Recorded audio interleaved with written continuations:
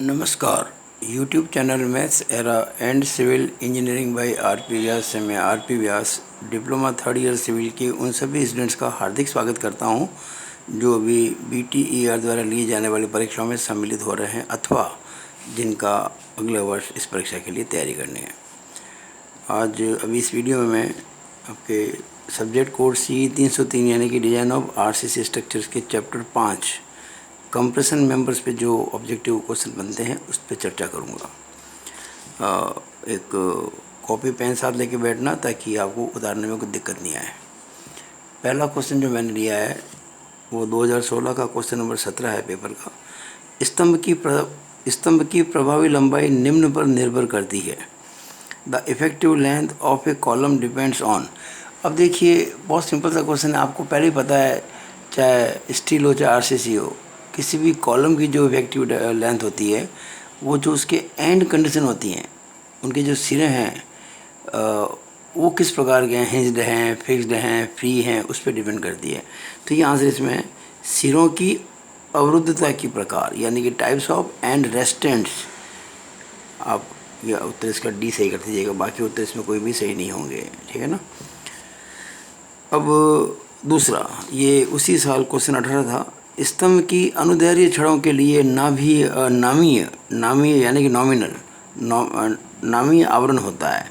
Nominal cover to the longitudinal bars of a column is, इसको आप सही कर दीजिएगा 40 mm। कोई भी जो रॉड्स होती हैं कॉलम के अंदर, जैसे मान लीजिए ये कॉलम का कोई मान लीजिए प्लान है, it is plan of column, square column मान लीजिए, और इस तरह से मान लीजिए ये कॉलम में रीइंफोर्सिंग बार लगी हुई है सपोज। तो कवर से मतलब ये होता है नॉमिनल का, ये जो ये है ना, ये वाला, ये it is called as nominal cover, या इधर भी देख सकते हो आप, ये वाला ये नॉमिनल कवर है। तो ये जो कवर है ये 40 mm से ज़्यादा नहीं होना चाहिए। इसमें 20, 25, 50 गलत है। इसका रूल ये है, रूल लिख देता हूँ, this nominal cover should not be less then 40 mm and also should not be less then 5 का मतलब diameter of the longitudinal reinforcement. अब नॉर्मली डायमीटर इसका कम ही होता है, 18, 16, 20, 22, 24, तो ये 40 इसमें फैक्टर काम करता है, लेकिन नॉर्म्स में आता है ये। मान लीजिए कभी मान लो 5 बार का डायमीटर जो लॉन्जिट्यूडनल है ना बार, उसका मान लीजिए 50 mm हो गया, तो उस केस में ये जो नॉमिनल कवर है वो 50 mm से कम नहीं होना चाहिए, यानी इन दो से जो ज़्यादा हो उससे कम नहीं होना चाहिए। ये वाला एक्चुअली रूल है इन द कोड, और ये पेज 46 पर है, it is on page 46 of the code. लेकिन चूँकि इसमें 5 का कोई इसमें ऑप्शन दिया नहीं है तो ये 40 वाला ही सही होगा। तीसरा क्वेश्चन जो है वो ये 2 बार आया हुआ है, ये 2016 में भी था, 2016 स्पेशल में भी था। 16 में 19वां क्वेश्चन और स्पेशल में पहला क्वेश्चन कि संपीड़न में लैप लंबाई का न्यूनतम मान कितना होता है। The minimum value of the lap length in compression. अब ये लैप लेंथ क्या होती है पहले आप इसको समझ लीजिएगा। देखिए मान लीजिए कोई हमें सरिये चाहिए सपोज 12 मीटर लंबे है और आपके पास अवेलेबल नहीं है, और आपके पास में अवेलेबल छोटे ही हैं, 8 और 4 के हैं मान लीजिए, या कुछ 2 8 के हैं, जैसा भी हो, हमें 2 सरियों को जोड़ के उसकी लेंथ उतनी करनी जितनी की रिक्वायर्ड है। अब कोई सरिये गाँव से तो जुड़ेंगे नहीं कि हमने इसको फेविकॉल से जोड़ दिया, तो उसको जोड़ने की बिल्कुल अलग से टेक्निक्स होती हैं, और कितना उसको आपस में ओवरलैपिंग होनी चाहिए, कैसे जोड़ते हुए एक अलग मैटर है, उसकी अलग पूरी इंजीनियरिंग है। हमें तो फिलहाल ये है कि लैप की लेंथ होनी कितनी चाहिए।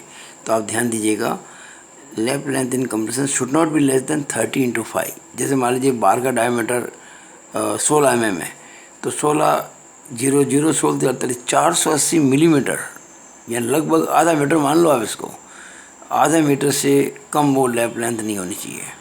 अब बात की बातें हैं कि लैप लेंथ में क्या होता है क्या नहीं होता है, कैसे करते हुए अलग मैटर हो जाता है। तो आप फिलहाल हमारा जो क्वेश्चन यहाँ तक ही सीमित है कि लैप लंबाई कितनी होनी चाहिए मिनिमम, तो 35 मिनिमम होनी चाहिए। जो बार का डायमीटर है उसके 30 गुने से कम नहीं होनी चाहिए बस, ठीक है ना। अब ये लिख दिया मैंने, 5 = लैप किए जाने वाले सरियों का व्यास। ये क्वेश्चन 3 हो गया। उसके बाद क्वेश्चन 4 जो मैंने लिया है वो पेपर 2016 स्पेशल का है, क्वेश्चन 21। क्या क्वेश्चन है? IS 456 2000 के अनुसार स्तंभ व थाम की प्रभावी लंबाई कितने से अधिक होनी चाहिए?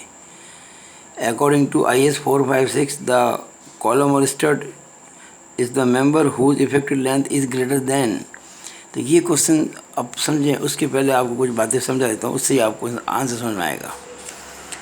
देखिए, LE को मैंने कहा इफेक्टिव लेंथ ऑफ कॉलम, और B जो है वो कहलाता है लीस्ट लेटरल डायमेंशन। अब लीस्ट लेटरल डायमेंशन जो होता है यानी कि न्यूनतम पार्श्विक माप, इसको मैं इसी वीडियो में बाद में डिफाइन करूँगा। पहले ये समझ लीजिएगा, ये कोई एक लीस्ट लेटरल डायमेंशन होता है जिसे कहते हैं न्यूनतम पार्श्विक माप, इसे स्मॉल b से रिप्रेजेंट करते हैं, और ये है LE यानी कि इफेक्टिव लेंथ। ये जो रेशियो है ये 12 से कम होता है और 3 से ज़्यादा होता है। This ratio should be greater then 3 and less than 12। कब? शॉर्ट कॉलम है तो, और कॉलम शॉर्ट है यानी कि लघु स्तंभ है तो ये। और अगर ये जो रेशियो 12 या 12 से बड़ा हो जाए, ये रेशियो अगर 12 या 12 से बड़ा हो जाए फिर वो लॉन्ग कॉलम बन जाता है। लेकिन यहाँ मिनिमम की बात चल रही है जो शॉर्ट के अंदर है। तो ये जो चीज़ है LE/B, ये 3 से ज़्यादा, देखो इधर एरो खुला हुआ है, ये पॉइंट 3 की तरफ है तो 3 छोटा होना चाहिए, यानी 3 छोटा है LE/B से। ये हम कह सकते हैं कि LE/B जो है वो 3 से बड़ा है, यानी कि LE जो है वो 3B से बड़ा है, यानी जो इफेक्टिव लेंथ है ना वो 3 गुना लीस्ट लेटरल डायमेंशन से ज़्यादा होनी चाहिए। तो ये आंसर हो गया C। 3 इंटू न्यूनतम पार्श्विक माप, 3 इंटू लीस्ट लेटरल डायमेंशन। अब यहाँ क्वेश्चन तो मैंने एक सॉल्व किया चौथा, लेकिन इसमें आपको 2-3 क्वेश्चन के आंसर और मिल जाएंगे। पूछ सकते हैं कि लॉन्ग कॉलम कब होगा, शॉर्ट कॉलम कब होगा, इस तरह से। 5वां, एक स्तंभ में अनुदैर्ध्य प्रबलित छड़ों की प्रतिशत मात्रा कितनी होती है? Percentage limit of the longitudinal reinforcement in A column is. तो आपको बस केवल एक फॉर्मूला याद रखना है, केवल फॉर्मूला की एक नॉर्म याद रखना है कि ये जो होता है स्टील का परसेंटेज वो 0.8% से कम नहीं होना चाहिए और 6% से ज़्यादा नहीं होना चाहिए, ये रूल है। हालांकि हम कभी 6% पहुँचते नहीं हैं, हम जब डिज़ाइन करते हैं तो 1% लेके चलते हैं। ध्यान देना, डिज़ाइन जब करते हैं ना तो 1% लेके चलते हैं स्टील, क्योंकि आपका जो कोड कहता है ना 0.8% से कम नहीं होना चाहिए, तो 0.8 से तो 1 ज़्यादा ही होता है। तो आप, लेकिन क्योंकि नॉर्म्स हैं कोड के तो आपको याद रखने पड़ेंगे कि 0.8% से कम नहीं होना चाहिए और 6% से ज़्यादा नहीं होना चाहिए। C ऑप्शन इसका सही होगा। अब छठा क्वेश्चन, ये 2016 स्पेशल में क्वेश्चन नंबर 23 था। क्या कहता है? RCC स्तंभ में पार्श्विक टाई उपयोग करने पर क्या प्रतिरोधित करती है? Lateral ties in RCC columns are provided to resist. देखिए, कॉलम के जो मेन रीइंफोर्सिंग बार्स होती हैं वो वर्टिकल होती हैं। मान लीजिए 8 मीटर ऊंचा कॉलम है, 8 मीटर ऊंचे कॉलम के लिए आपने जो लॉन्जिट्यूडनल बार लगाए हैं उसकी लंबाई भी 8 मीटर होगी। अब 8 मीटर जो बार्स हैं जो आपने RCC के कॉलम में काम में लिए हैं ऊंचाई के अंदर, वो लेटरली बकल हो सकते हैं, उनका पार्श्विक बंकन हो सकता है।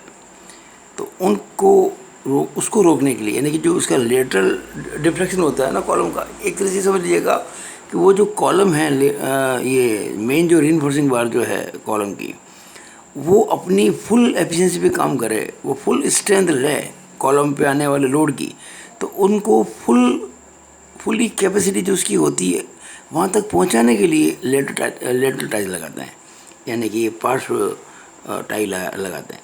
अगर लेटरल टाई नहीं लगाएंगे तो क्या होगा, वो जो सरिये हैं ना वो मुड़ सकते हैं, झुक सकते हैं, बैंड हो सकते हैं, लेकिन ये उनको बैंड होने से रोकेंगे। यानी इनका काम, लेटरल टाइप का काम लोड लेना नहीं है, कॉलम के जो मेन बार्स हैं उनको लोड लेने के काबिल बनाना है, वो मुड़ ना जाएं, इसके लिए लगाई जाती है।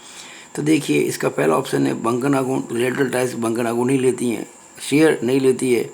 इस्पात की अनुदैर्ध्य छड़, यानी कि जो लॉन्जिट्यूडनल जो स्टील बार्स हैं के आकुंचन यानी कि बकलिंग को प्रतिरोधित करने के लिए मेन रीइंफोर्समेंट बक्कल नहीं हो जाए उसको रोकने के लिए लेटरल टाइज लगाई जाती है। तो इसका सी ऑप्शन सही होगा। डी में लिखा हुआ ए और बी दोनों, यानी कि बेंडिंग भी रोकती है और शेप भी रोकती है। बेंडिंग शेप तो लेती नहीं टाइज। अब क्वेश्चन नंबर 7, ये क्वेश्चन 24 है 2016 स्पेशल का। एक स्तंभ के अंदर अनुदैर्ध्य छड़ों की सतह पर उनकी दूरी कितने से अधिक नहीं होनी चाहिए। Spacing of longitudinal bars in column along periphery shall not exceed. इसको समझिए इस प्रकार से, मैं फिर से एक कॉलम बना रहा हूँ। मान लीजिए ये जैसे मैंने बनाया, ये सरिये लगाए हैं। अब ये जो सरिये दिख रहे हैं आपको, ये वाले, ये इसकी पेरीफेरी के अलोंग है। ये तो बीच वाले हैं। ये तो खैर मैंने 3 ही दिखाए, एक रो में 4-5 भी हो सकते थे। ये जो सरिये दिख रहे हैं आपको, ये वाला, ये वाला, ये वाला, ये वाला, बार वाले, तो इनका जो ये जो गैप है, ये वाला, this gap should not be more than 300 mm along the periphery. ध्यान दीजिएगा, अगर मान लीजिए कोई सर्कुलर कॉलम है, कॉलम सर्कुलर है, और आपने इस तरह से सरिये लगा रखे हैं, इस तरह से चारों ओर, तो ये क्या पेरीफेरी का मतलब परिधि इसकी, इसमें परिधि नहीं कहेंगे, इसमें कहेंगे पेरीफेरी, परिमाप जो होता है। तो यहाँ अगर मैं इसको सेंटर से सेंटर एक छोटा सा चाप काटूँ, इस प्रकार का आर्क लूँ, तो ये यहाँ से लेकर इसकी जो सरफेस है ना रॉड की, और इसकी जो सरफेस है, ये जो दिख रही है अलोंग द पेरीफेरी, ये ध्यान देना, ये वर्ड यूज़ किया गया है अलोंग द पेरीफेरी। यहाँ पेरीफेरी सर्कुलर है तो ये सर्कुलर होगा, ये स्ट्रेट थी तो ये स्ट्रेट होगी। तो ये जो चीज़ है ये 300 mm से ज़्यादा नहीं होनी चाहिए, ये कोड कहता है। ठीक है, तो इसमें ये डी ऑप्शन दे रखा है। ये जो spacing along the periphery between, बल्कि कहना चाहिए clear spacing between bars along the periphery should not be more than 300 mm। इसका ऑप्शन डी सही होगा। तो ये 7 ही क्वेश्चन अब तक आए हुए हैं। अब मैं कुछ एक्स्ट्रा क्वेश्चन मैंने मन से बनाए, इनमें से आने की पूरी संभावना है, ध्यान दीजिएगा। पहला, कॉलम के क्रॉस सेक्शन के किसी भी पॉइंट पर जो स्ट्रेन होती है, विकृति, वो हमेशा न्यूट्रल एक्सिस से जो डिस्टेंस होती है ना उसके प्रोपोर्शनल होती है, यानी कि उसका जो ग्राफ कैसा बनता है, रेखिक। तो पूछ सकते हैं कि विकृति का जो ग्राफ अगर बनाए डिस्टेंस साथ में तो कैसा आएगा, तो आपका आंसर आना चाहिए रेखीय, यानी कि लीनियर। स्ट्रेन की बात कर रहा हूँ, विकृति की बात कर रहा हूँ, किसी भी स्ट्रेन यानी कि विकृति। कंक्रीट की जो डिजाइन स्ट्रेंथ होती है कॉलम के अंदर, मैं कंक्रीट की बात कर रहा हूँ, स्टील की बात नहीं कर रहा हूँ। कंक्रीट की डिजाइन स्ट्रेंथ ये 0.67 FCK upon 1.5 is equal to 0.446 FCK होती है, ये भी आप ध्यान रखें। इसको अपन लगभग 0.45 FCK कह सकते हैं।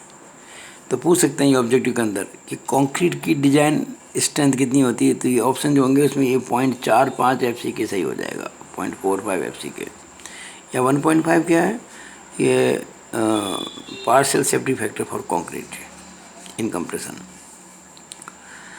पूछे आपसे कि कंक्रीट की तनाव सामर्थ्य क्या होगी, what is the tensile strength of concrete, तो आपका आंसर होगा नेग्लिजिबल, नगण्य। अभी कॉलम में जो सारा कंप्रेशन है वो कॉलम लेता है, और टेंशन को लेने के लिए सरिये होते हैं। Partial safety factor for steel 1.15 याद कर लें। कंक्रीट का तो पार्शियल सेफ्टी फैक्टर होता था 1.5 और स्टील का 1.15। ई मैक्स देखिएगा, जो मैक्सिमम मैंने अभी बात की थी ना स्ट्रेन की, यहाँ पे उसकी बात कर रहा हूँ। ई मैक्स अगर एक्सियल कंप्रेशन है यानी कि अक्षीय संपीड़न है तो 0.002 से ज़्यादा नहीं होनी चाहिए, और अगर बेंडिंग के कारण संपीड़न है, कंप्रेशन ड्यू टू बेंडिंग, तो वो 0.0035 से ज़्यादा नहीं होनी चाहिए। क्या स्ट्रेन की मैक्सिमम वैल्यू। आप ये भी कह सकते हैं कि e should not be greater than 0.002 and should not be greater than 0.0035। यहाँ मैंने ई मैक्स लिखा, ई मैक्स ये होना चाहिए, या ये कहें कि ई का मान इससे बड़ा नहीं होना चाहिए। ये अक्षीय संपीड़न में, एक्सियल कंप्रेशन में, और ये बंकन संपीड़न में यानी कि बेंडिंग कंप्रेशन में। ये तो बहुत कॉमन क्वेश्चन है आपके टॉस में भी था, स्टील में भी था, बल्कि स्टील में था, टॉस में नहीं था। Effective length of column, column की प्रभावी लंबाई से क्या मतलब है पहले तो आप कहेंगे distance between points of zero bending moment is called as effective length. Distance between points of zero bending moment, उसको अपन कहते हैं प्रभावी लंबाई। Distance between points of zero bending moments. और ये जो इफेक्टिव लेंथ होती है वो एक्चुअल लेंथ, देखिए मैंने यहाँ इफेक्टिव लेंथ को स्मॉल एल कहा है और एक्चुअल लेंथ को मैंने कहा है कैपिटल एल। कई जगह आपको हो सकता है कि कुछ और मिले नोटेशंस, लेकिन मैंने इस फॉर्मूले में फिलहाल इसको यूज़ किया है। तो अगर दोनों एंड्स उसके हिंज्ड हैं, बोथ एंड्स आर हिंज्ड, तो इफेक्ट लेंथ जो होती है एक्चुअल लेंथ के बराबर होती है। और अगर बोथ एंड्स आर फिक्स्ड तो इफेक्ट लेंथ जो होती है 0.65 इंटू एक्चुअल लेंथ होती है। और अगर एक सिरा फिक्स्ड है एक सिरा हिंज्ड है तो ये 0.80 एल होती है। और एक सिरा फिक्स है दूसरा फ्री है तो 2 एल होती है। अब यहाँ एल क्या है? एल है actual length. L is equal to actual length. अब एक्चुअल लेंथ के बारे में पूछ सकते हैं कभी आपको ऑब्जेक्टिव में, एक्चुअल लेंथ क्या होती है? तो एक्चुअल लेंथ जो होती है वो होती है centre to centre distance of end restraints, मतलब यानी जो कॉलम के जो दो किनारे दो सिरे होते हैं ना, उनकी जहाँ एंड कनेक्शंस होते हैं उनकी जो सीजी होती है उनके बीच की दूरी। तो centre to centre distance between end connections, L जो होती है centre to centre distance between end connections. Column की जो दो एंड्स होते हैं, दो सिरे होते हैं, वहाँ ज़रूर कोई ना कोई कनेक्शन होगा जोड़ बाड़ का। उनकी जो सीजी होगी उनके बीच की जो दूरी होती है जो एक्चुअल लेंथ कहलाती है। और ये क्वेश्चन 6 हो गए। अब क्वेश्चन नंबर 7, ये बहुत इंपॉर्टेंट है। न्यूनतम पार्श्विक माप, लीस्ट लेटरल डायमेंशन। अब कॉलम के लिए लीस्ट लेटरल डायमेंशन जो मैंने कहा था ना शुरुआत के अंदर फॉर्मूले में, एक बार आपको लीस्ट लेटरल डायमेंशन पहले भी यूज़ किया था मैंने इसको। ये देखिए यहाँ पे क्वेश्चन नंबर 4 में यूज़ किया था ना, ये 3 इंटू न्यूनतम पार्श्विक माप, ये है लीस्ट लेटरल डायमेंशन। तो 3 तरह के कॉलम हो सकते हैं, स्क्वायर, रेक्टेंगुलर और सर्कुलर। तो अगर स्क्वायर कॉलम है तो उसकी चारों साइड बराबर होगी, तो जो उसकी साइड होती है that is called as least lateral dimension. अगर कोई रेक्टेंगुलर कॉलम है तो उसकी जो शॉर्टर साइड होती है वो कहलाई जाएगी least lateral dimension. Shorter side ध्यान देना, अगर मान लीजिए एक साइड उसकी 200 mm है, एक साइड उसकी 300 mm है, तो बी होगा 200 mm। और स्क्वायर में तो मान लीजिए सभी साइड्स की 250 mm है तो बी 250 ही होगा। और सर्कुलर कॉलम जो होता है सर्कुलर, उसमें जो उसका डायमीटर होता है सर्कल का, वही उसकी लीस्ट लेटरल डायमेंशन होती है। तो क्या ध्यान देंगे, स्क्वायर कॉलम में जो उसकी साइड होती है वो लीस्ट लेटरल डायमेंशन होती है। रेक्टेंगल के अंदर जो शॉर्टर साइड होती है वो होती है लीस्ट लेटरल डायमेंशन। और सर्कुलर कॉलम के अंदर जो उसका डायमीटर होता है वो होता है लीस्ट लेटरल डायमेंशन। 8वां पॉइंट एक्स्ट्रा क्वेश्चन जो है, नंबर ऑफ लॉन्जिट्यूडनल बार्स। अरे भाई, जब हम कोई स्टील की कितनी छड़ें चाहिए हमको कॉलम में लगाने के लिए, मतलब मेन जो रीइंफोर्सिंग बार है कॉलम के लिए, उसकी संख्या। तो कभी कभी मान लीजिए इतना कम लोड हो गया, आपको संख्या मान लीजिए बहुत कम आई, आपके 2-3 ही आई, तो भाई रूल ये है कि 4 से कम तो लगनी नहीं चाहिए किसी हालत में। अगर रेक्टेंगुलर कॉलम है, स्क्वायर है, रेक्टेंगल है, वो केस अगर है तो कम से कम 4 बार लगानी पड़ेगी, कम से कम 4, इससे कम नहीं। और अगर सर्कुलर कॉलम है तो 6 लगानी पड़ेंगी। तो ये ध्यान दीजिएगा, न्यूनतम जो संख्या होती है बार लॉन्जिट्यूडनल बार्स की, नंबर ऑफ लॉन्जिट्यूडनल बार्स यानी कि अनुदैर्ध्य छड़ों की संख्या 4 से कम नहीं होनी चाहिए स्क्वायर या आयताकार कॉलम में, और 6 से कम नहीं होनी चाहिए सर्कुलर कॉलम में। डायमीटर ऑफ बार्स, ये जो बार लगाते हैं ना रीइंफोर्समेंट होता है कॉलम के लिए, 12 मिलीमीटर से छोटा कभी सरिया लगता नहीं, इसमें ध्यान देना। Not less than 12 mm। अब लगाएं चाहे वो 28, 40, 45, 50, 40, 28 कितना भी, लेकिन 12 से कम कभी होता नहीं, इस बात को ध्यान रखना। अब लेटरल रीइंफोर्समेंट, अभी आपने एक क्वेश्चन किया था कि जो लेटरल जो रीइंफोर्समेंट होता है, ये रहा क्वेश्चन नंबर 6, आरसी सिस्टम में पार्श्विक टाई का उपयोग करने का क्या कारण है। तो मैंने कहा था ना, वो जो मेन जो रीइंफोर्सिंग बार है उनको मुड़ने से बचाना या उन बार को लोड लेने के काबिल बनाना। ये जो लेटरल टाइज होती हैं, ये इनका भी तो आपको देना पड़ेगा ना, इनकी जो डिटेल की, भाई इसका डायमीटर कितना होगा, ये कितनी दूर लगाएंगे। तो पहली चीज़ ध्यान दीजिएगा, उसका जो डायमीटर है किसका, लेटरल टाई का, मैंने एल यूज़ किया, 5L। 5 का मतलब डायमीटर, एल मतलब लेटरल टाइज। तो उसका डायमीटर जो है, जो मेन जो बार्स हैं रीइंफोर्सिंग बार, उसके चौथाई से कम नहीं होना चाहिए और ना किसी भी हालत में 5 mm से कम होना चाहिए। मान लीजिए आपका 5 जो है वो 16 mm है, तो 16 का बटा 4 करो, कितना आएगा, 4। तो 4 से भी कम नहीं, 5 से भी कम नहीं, तो इस बार 5 से कम नहीं, यानी 5 तो लेना ही पड़ेगा। किसकी बार ये बात कर रहा हूँ, ये लेटरल टाइज का जो डायमीटर उसकी बात कर रहा हूँ। अगर मेन बार मान लीजिए 28 mm की है, तो 28 बटा 4 7, 7 से कम नहीं होना चाहिए और ना 5 से कम। इस बार 7 बड़ा हो गया, तो 7 से कम नहीं होना चाहिए। अब ज़्यादा तो आप लिए 8 लो, 10 लो, 12 लो, लेकिन ये बात चल रही है कि मिनिमम जो है वो क्या होगा। तो लेटरल जो टाइज है उसका डायमीटर मिनिमम 5 बटा 4, यानी कि मेन बार का जो डायमीटर उसका बटा 4 कर दो, या 5 mm, इन दोनों में से जो बड़ा है उससे छोटा नहीं होना चाहिए, विच एवर इज मोर। जब कभी भी नॉट लेस देन होता है तो विच एवर इज मोर, जब कभी भी नॉट ग्रेटर देन होता है तो विच एवर इज लेस। ये पिच है। पिच का मतलब कि जो कॉलम खड़ा किया आपने, ये जैसे कॉलम खड़ा किया आपने, ये आपके वो मेन बार्स हैं और ये जो है वो लेटरल टाइज है, जो आपने इनको मेन जो बार्स है ना उनको मुड़ने से बचाने के लिए। तो ये जो स्पेसिंग है ये वाली, इन लेटरल टाइज के बीच की ये वाली, इसकी बात कर रहा हूँ मैं। तो इसके लिए रूल है, जो पिच है यानी कि स्पेसिंग जो है लेटरल टाइज की, ना तो वो लीस्ट लेटरल डायमेंशन से ज़्यादा होनी चाहिए, ना वो मेन जो बार है, मेन सरिया, उसके डायमीटर के 16 गुने से ज़्यादा होनी चाहिए, और ना ये जो लेटरल टाई है उसके डायमीटर के 48 गुने से ज़्यादा होनी चाहिए। अब इन में से जो भी कम हो, whichever is less, whichever is less, इन तीनों वैल्यूज़ में से जो सबसे कम है उससे ज़्यादा नहीं होनी चाहिए, ये रूल है। 5 का मतलब मेन बार्स का डायमीटर, 5L का मतलब लेटरल टाइल्स का डायमीटर। अब ये प्रश्न उठता है कि अच्छा, मैंने लेटरल टाई का डायमीटर बता दिया था। लेटरल टाइल्स का ये रहा डायमीटर 5/4 या 5 से कम नहीं होना चाहिए।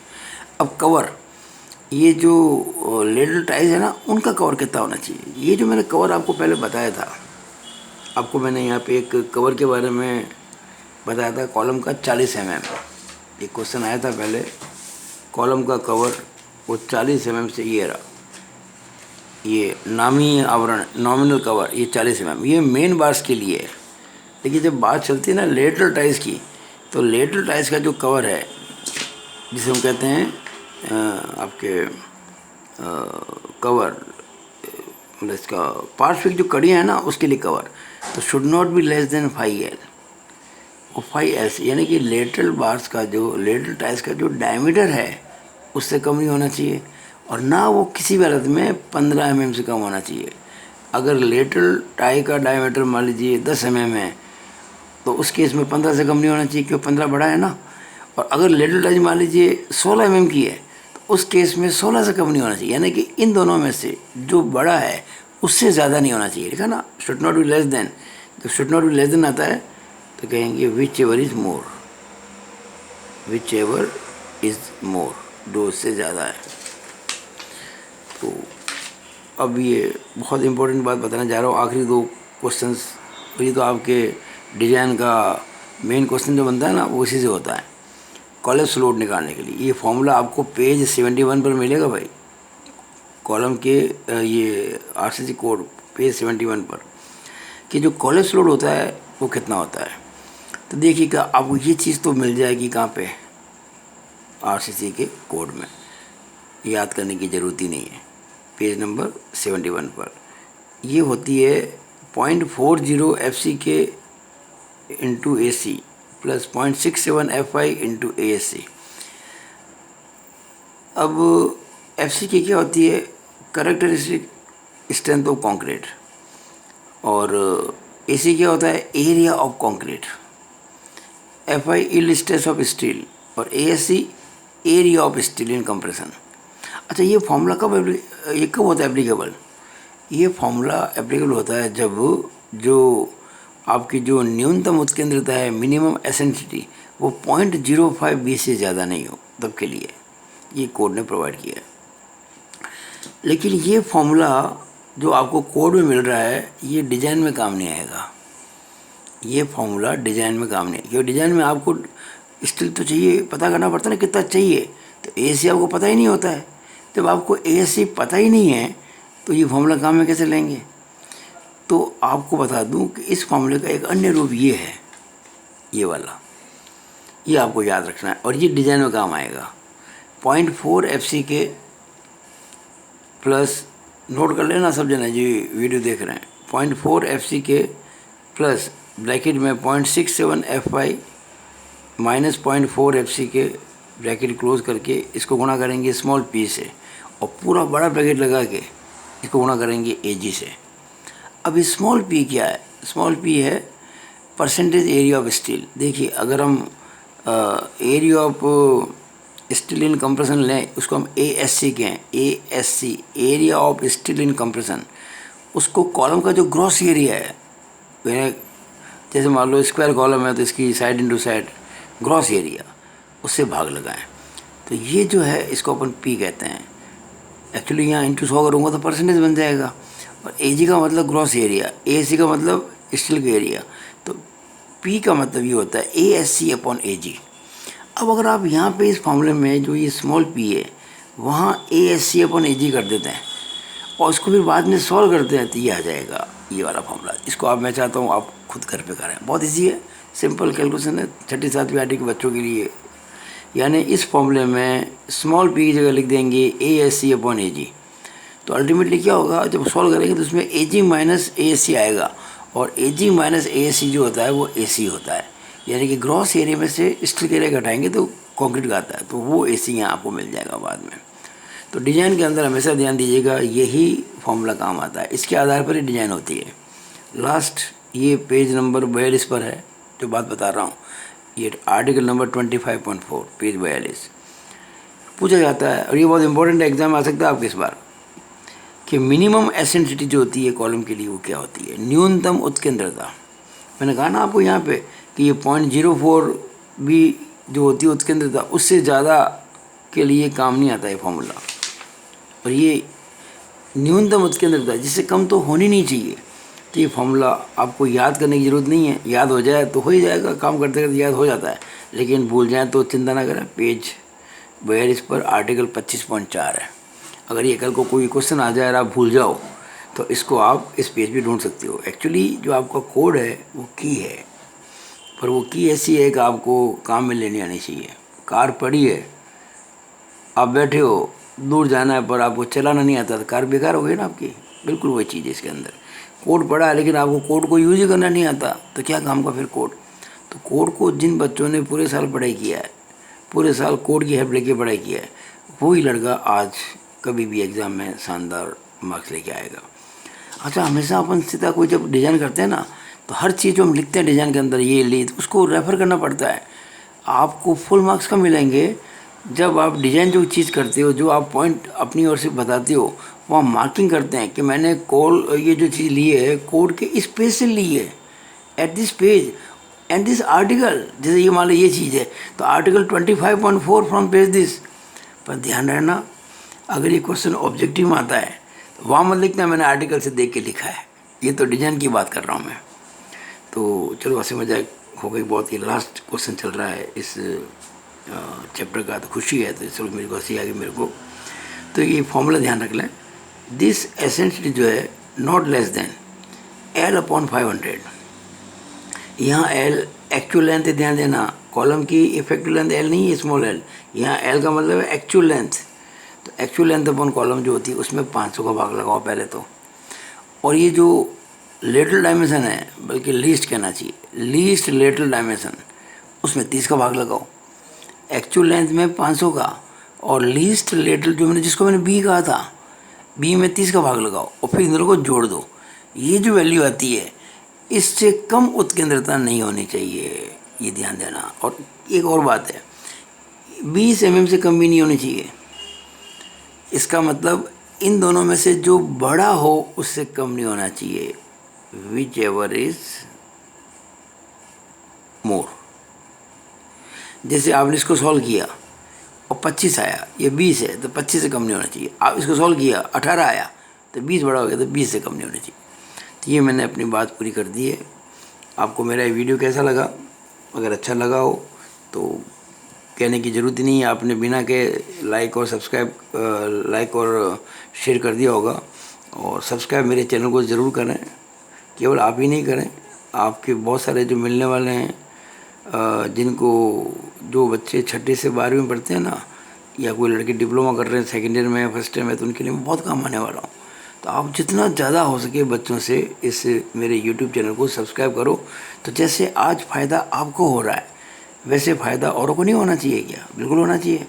इसके लिए इसको सब्सक्राइब करना ज़रूरी है। ठीक है, तो it is all over about this video. Thank you.